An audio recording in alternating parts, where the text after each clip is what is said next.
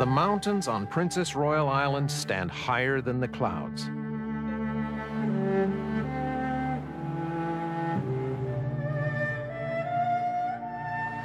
And the rivers plunge down through the forests to the shores of British Columbia's north coast.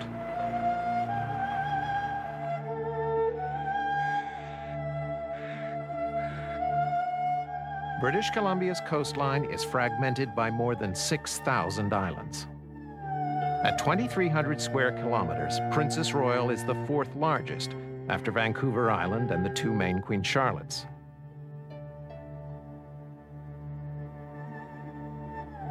Princess Royal is only a small part of the Great Bear Rainforest, a mosaic of islands and mainland watersheds on the seaward side of the Coast Mountains. These coastal islands are extensions of BC's mainland mountains. The channels and fjords around them are ancient valleys inundated by the sea.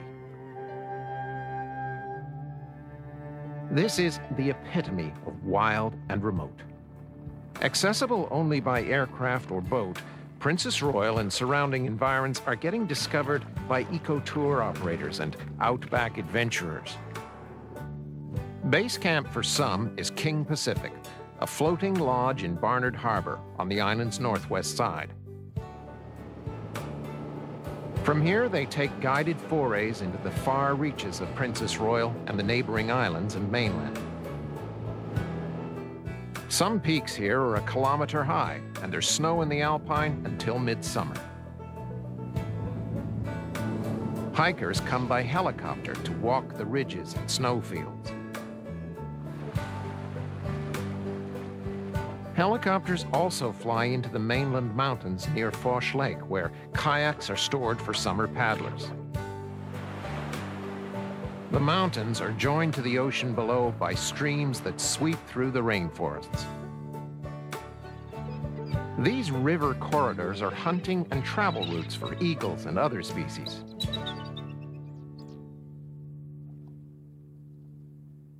The lower, slower reaches are spawning grounds for salmon.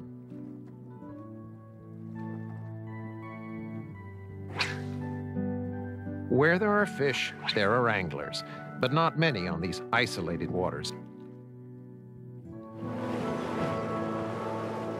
Down at sea level, the wildlife is more visible.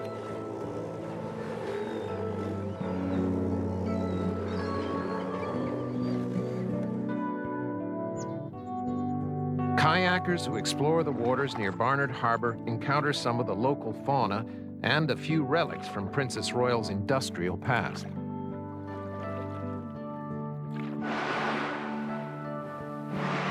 Porpoises occasionally play in the bow wakes of boats that run kayakers and hikers out to Campania Island, west of Princess Royal.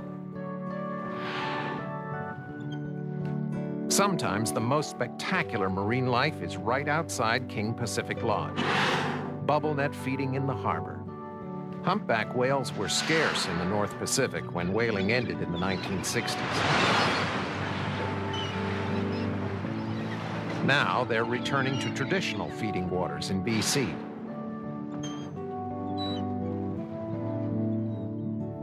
On the northeast end of Princess Royal, Buttedale is a haven for ghosts and hermits.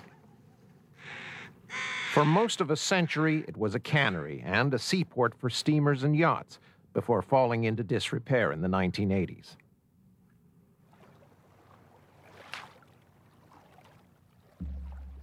The most deeply rooted people on this stretch of North Coast are Aboriginal.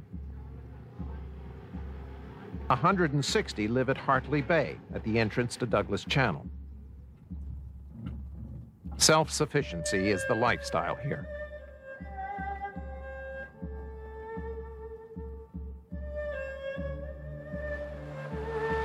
For thousands of years, the ocean and rainforests have sustained the Gitgat people.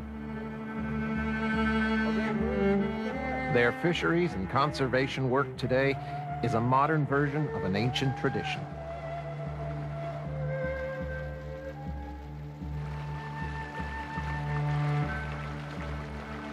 This is prime bear habitat, and patient observers might get a glimpse of a wandering black bear.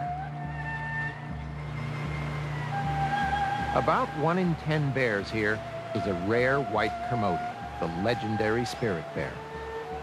The Kermode's range is limited to a few North Coast islands and mainland watersheds.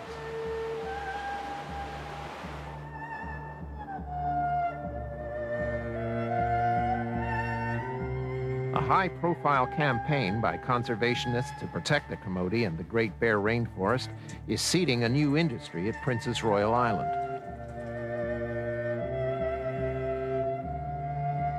Lured by the adventure, by the mountains and wildlife, and by the reminders of an industrious past, eco-tourists are discovering BC's remote North Coast. Like the Kermode, tourism will survive here only if the wilderness remains intact.